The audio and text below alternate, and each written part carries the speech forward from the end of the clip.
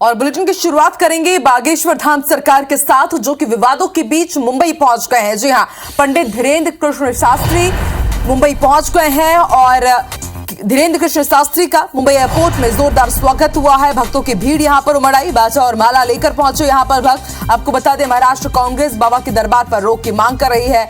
आज और कल मुंबई में दिव्य दरबार सजने जा रहा है। संत तुकाराम के अपमान का आरोप लगा रही है कांग्रेस। देर रात की तस्वीरें हम आपको मुंबई एयरपोर्ट की दिखा रहे हैं। विरोध के बीच पंडित धीरेन्द्र कृष्ण शास्त्री अपने दरबार के लिए मुंबई पहुंच चुके हैं। महाराष्ट्र कांग्रेस अध्यक्ष ने सीएम को चिट्ठी लिखी थी और उन्होंने कहा था कि बाबा की सभा को रद्द कर दिया जाए, क्योंकि इस तरह के शख्स अंधविश्वास फैलाते हैं। उन्होंने इसके साथ ये भी जिक्र किया कि संत तुकाराम का उन्होंने अपमान किया था। हालांकि आपको भी याद होगा कि पंडित धीरेन्द्र कृष्ण शास्त्री ने अपने बयान के लिए सार्वजनिक मंच से माफी मांगी थी, लेकिन उसके बाद भी महाराष्ट्र कांग्रेस विरोध कर रही है उनके दरबार का।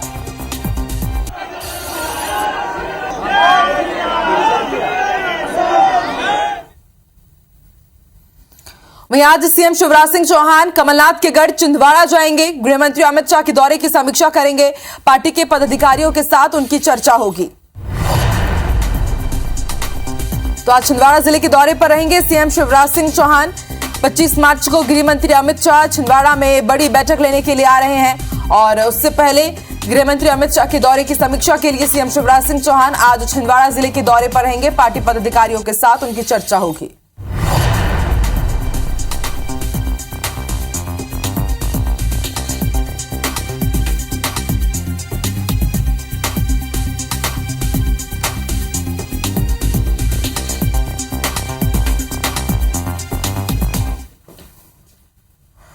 और बड़ी खबर आपको बता दें जो कि जुड़ी हुई है। महू में आदिवासी युवती की मौत के मामले से जांच कमेटी ने कमलनाथ को रिपोर्ट सौंप दी है और युवती के पोस्टमार्टम पर कमेटी ने सवाल उठाए हैं।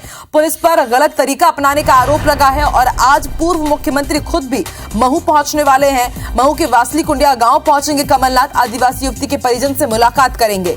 इसके साथ ही मृतका के परिवार को सांत्वना भी देंगे कमलनाथ। पूर्व मंत्री विजयलक्ष्मी साधो उनके साथ मौजूद रहेंगी।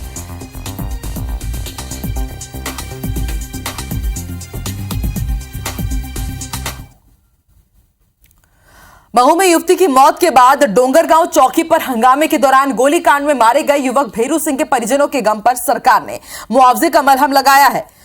परिवार को सीएम की ओर से 10 लाख रुपए का चेक दिया गया। साथ ही परिजन को सरकारी नौकरी का आश्वासन दिया गया है। मामले को लेकर जमकर राजनीति हो रही है, जिसे लेकर भेरू के पिता ने कहा कि हमारा राजनीति से कोई लेना देना नहीं है। 8 लोगों के परिवार को बेटा पालता था, अब कैसे जिंदगी गुजरेगी।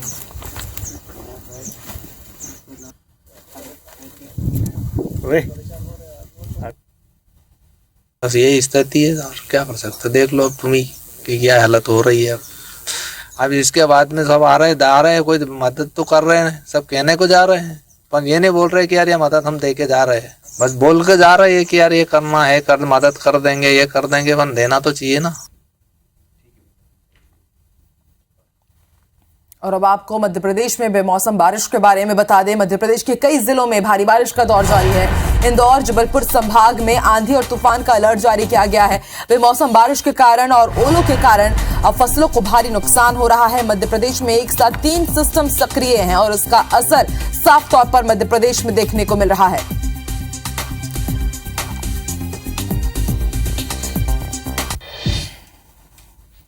देश के कई राज्यों में बेमौसम बारिश की वजह से लोगों को गर्मी से राहत तो मिल रही है, लेकिन किसानों की फसलों को भारी नुकसान हो रहा है।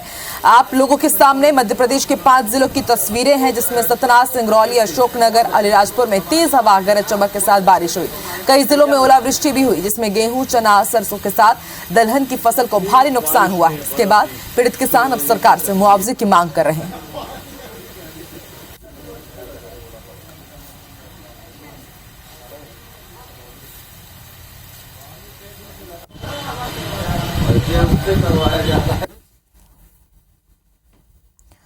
तो मध्य प्रदेश में बेमौसम बारिश का दौर जारी है। शुक्रवार को प्रदेश के मालवा, निमाड़ और बुंदेलखंड के कई इलाकों में तेज बारिश और ओले गिरे। इससे फसलों को भारी नुकसान हुआ है। ग्वालियर के घाटी गांव आरोन पाटई में भी ओले गिरे हैं। जबलपुर और धार में भी भारी बारिश हुई और ओलावृष्टि के चलते किसानों की फसलें बर्बाद हो गई हैं। दरअसल मध्य प्रदेश में 16 मार्च से बारिश का सिस्टम एक्टिव है, जिसके चलते प्रदेश के कई जिलों में बारिश के साथ ओले भी गिरे।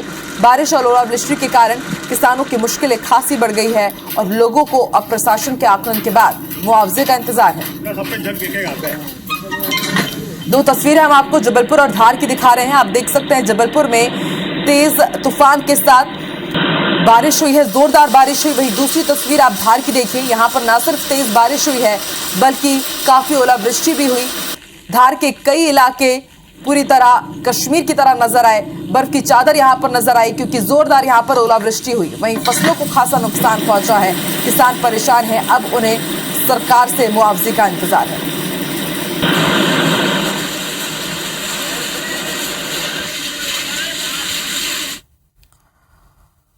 और अब आपको आगरमालवा लिए चलते हैं। बड़ी खबर आपको बता दें, नगर निगम और प्रशासन ने एक्शन लेते हुए अतिक्रमण हटाने की कार्रवाई शुरू कर दी है। सुबह 6 बजे से ही अतिक्रमण हटाने के लिए अमला यहां पहुंच गया।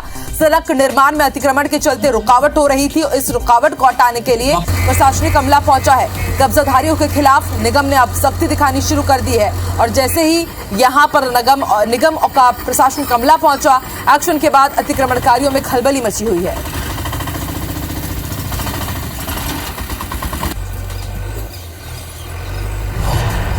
तो ये एक्सक्लूसिव तस्वीरें हम आपको आगरमालवा की दिखा रहे हैं। सड़क बनाने में जो अवैध कब्जा बाधक बन रहा था, उसे हटाने के लिए यहाँ पर प्रशासनिक अमला पहुंचा हुआ है। आप देख सकते हैं जेसीबी से यहाँ पर कब्जा मुक्त करने की कार्रवाई जारी है। सुबह 6 बजे से ही प्रशासनिक अमला यहाँ पहुंच गया था।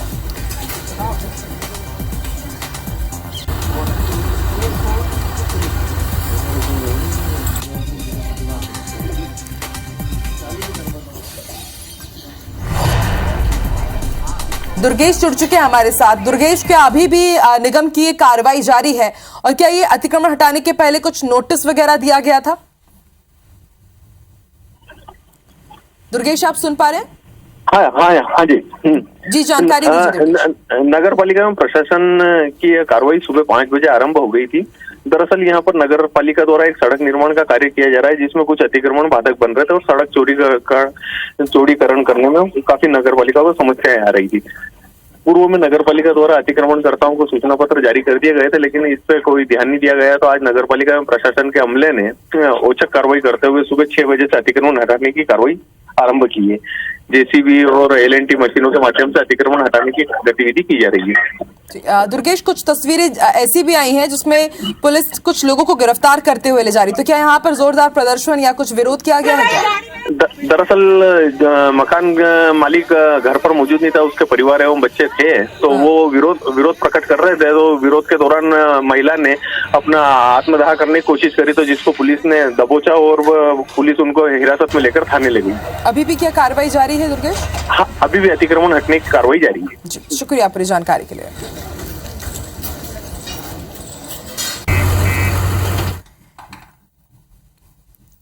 केंद्रीय उड्डयन मंत्री ज्योतिरादित्य सिंधिया के खिलाफ चुनावी याचिका पर मध्य प्रदेश हाईकोर्ट की ग्वालियर खंडपीठ में सुनवाई हुई।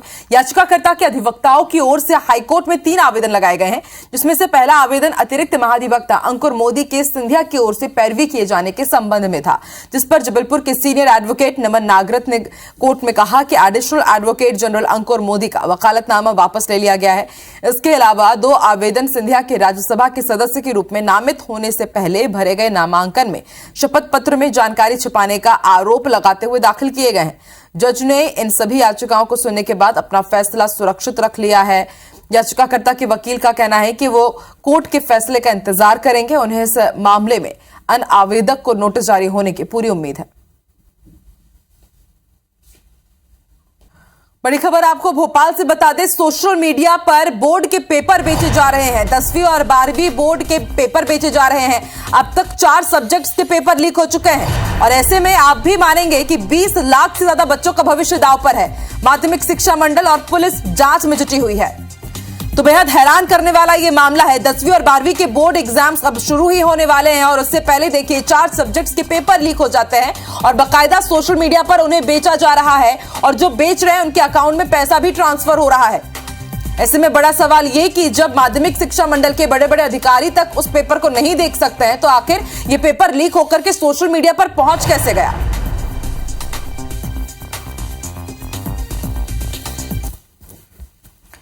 और ज्यादा जानकारी के लिए सीधे रुख कर लेते हैं भोपाल का हमारी सहयोगी हरप्रीत जुड़ रही है, उनसे जानकारी लेते हैं। हरप्रीत, बहुत बड़ा लूपहोल नजर आता है क्योंकि जब बोर्ड एग्जाम्स के पेपर पहुंचते हैं तो हम भी जानते हैं कि बड़े से बड़े अधिकारी उसे नहीं देख पाते, सीधे एग्जामिनेशन हॉल में ही वो पर्चा खुलता है, सील बंद रहता है। लेकिन उससे पहले सोशल मीडिया में बाकायदा पेपर वायरल होते हैं, उन्हें बेचा जा रहा है। बहुत बड़ी लापरवाही या कहीं ना कहीं तो समझ में आ रहा है कि कोई अंदर का ही आदमी मिला हुआ है।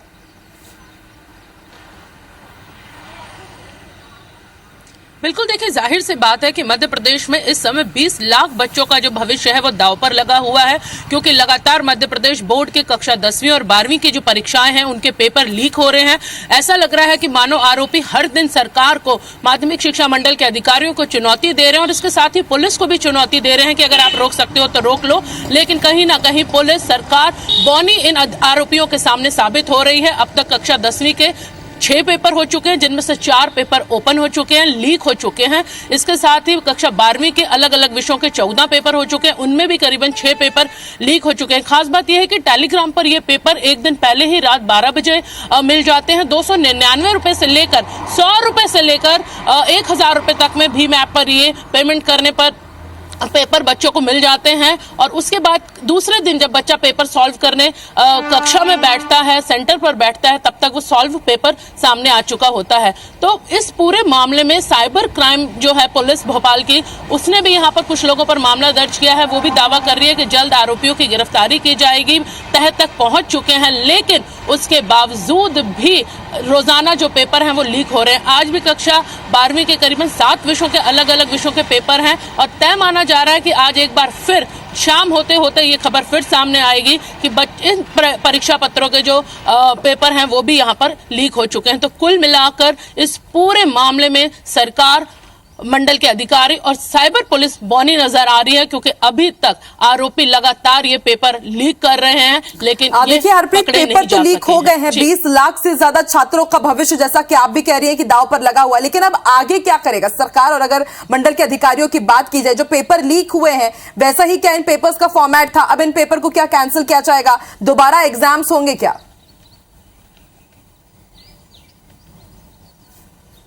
बिल्कुल, देखिए यहाँ पर मंडल ने भी कमेटी गठित की है, 6 सदस्यीय कमेटी गठित की है। इसके साथ ही यहाँ पर सबसे हैरान करने वाली ये बात है कि पेपर सामने आ रहे हैं, पेपर लीक हो रहे हैं, बच्चे इस बात का दावा कर रहे हैं, अभिभावक दावा कर रहे हैं। और इसके साथ ही सबसे बड़ा जो दावा है वो इन तथ्यों पर यहाँ पुष्टि करता है, वो सबूत जो पेपर लीक होने के सामने आते हैं। जो पेपर लीक हुआ है वो पेपर और जो पेपर उस दिन होता है वो पेपर का मिलान करने पर हूबहू जो पेपर है वो बिल्कुल एक से होते, तो समझा जा सकता है कि ये पेपर लीक हो रहे हैं। लेकिन इस पूरे मामले पर स्कूल शिक्षा मंत्री इंदर सिंह परमार की अगर माने तो उन्होंने इसे सिरे से नकार दिया है कि कहीं कोई पेपर लीक नहीं हुआ है। फिर अगर पेपर लीक नहीं हुआ है तो आपने जांच कमेटी क्यों गठित की है? आपने पुलिस में मामला क्यों दर्ज करवाया है? कुछ लोगों को क्यों निलंबित किया गया है? तो साफ समझ में आता है कि सरकार भी कहीं ना कहीं मान रही है, पुलिस भी, मंडल भी ये मान रहा है कि इसमें अधिकारी कर्मचारियों की मिली भगत है। लेकिन फिलहाल ये परीक्षा स्थगित की जाएगी या नहीं, इस पर कोई फैसला नहीं लिया गया है। हालांकि बताया जा रहा है कि आने वाले 3 से 4 दिनों में सरकार कोई बड़ा फैसला ले सकती है कि जो पेपर लीक होने का दावा किया जा रहा है, जो तमाम सबूत यहाँ पर पेपर लीक होने के सामने आ रहे हैं, उस पर सरकार को बड़ा फैसला। देखिए, विडंबना यही रहती है कि सब कुछ सामने रहता है, उसके बाद भी जो बड़े मंत्री रहते हैं, आला अधिकारी रहते हैं, वो नकार रहे होते हैं कि ऐसे तो कुछ हुआ ही नहीं है। जबकि साफ साफ आप भी देख रहे हैं, हम भी देख रहे हैं, बच्चे भी देख रहे हैं कि भाई पेपर तो लीक हुआ है। बाकायदा सोशल मीडिया में ग्रुप्स में पेपर डाले जा रहे हैं। देखते हैं, आप कह रही हैं कि 3 से 4 दिन में बड़ा फैसला लिया जाता है, क्या वो फैसला होता है और छात्रों के भविष्य का क्या होता है? बहुत बहुत शुक्रिया हरप्रीत पूरी जानकारी के लिए। भोपाल बार एसोसिएशन की हड़ताल बीते 23 दिनों से जारी है। वकीलों ने इस बात के संकेत दे दिए हैं कि हड़ताल आगे भी कई दिनों तक यूं ही जारी रह सकती है। दरअसल मध्य प्रदेश हाईकोर्ट के 25-25 केस के निपटारे वाले आदेश को लेकर वकील हड़ताल पर हैं। भोपाल बार एसोसिएशन के अध्यक्ष का कहना है कि हमने आदेश में संशोधन करने के लिए कुछ सुझाव हाईकोर्ट को दिए हैं और हमें उम्मीद है कि उन सुझाव को मानकर संशोधित आदेश निकाला जाएगा, क्योंकि अभी जो आदेश हमें दिए गए हैं उससे सबसे ज्यादा नुकसान पक्षकार का होगा। वकीलों ने कहा है कि 25 मार्च को प्रदेश भर के वकील भोपाल में आकर बैठक करेंगे और इस मीटिंग में आगे का फैसला होगा। चीफ जस्टिस ऑफ एमपी द्वारा एक एडमिनिस्ट्रेटिव ऑर्डर पास किया गया। उस आदेश के तहत 25-25 प्रकरणों को हर 3 माह में निराकरण करने का निर्देश दिया गया। हम लोग ने उनको ज्ञापन प्रेषित कर दिया है। 25 मार्च 2023 को प्रदेश के 42 जिले लगभग 158 तहसीलें पूरे भोपाल लेवल पर, भोपाल के अंदर संभाग के लेवल पर एक बहुत बड़ी मीटिंग आउट की जा रही है। और इसी के साथ गुड मॉर्निंग मध्य प्रदेश में फिलहाल इतना ही। देश और दुनिया की तमाम बड़ी खबरें IBC 24 पर लगातार जारी है। आगे देखिए छत्तीसगढ़ी और मध्य प्रदेश की टॉप 10 न्यूज दनादन अंदाज में, ठीक उसके बाद देखिए सितारे हमारे।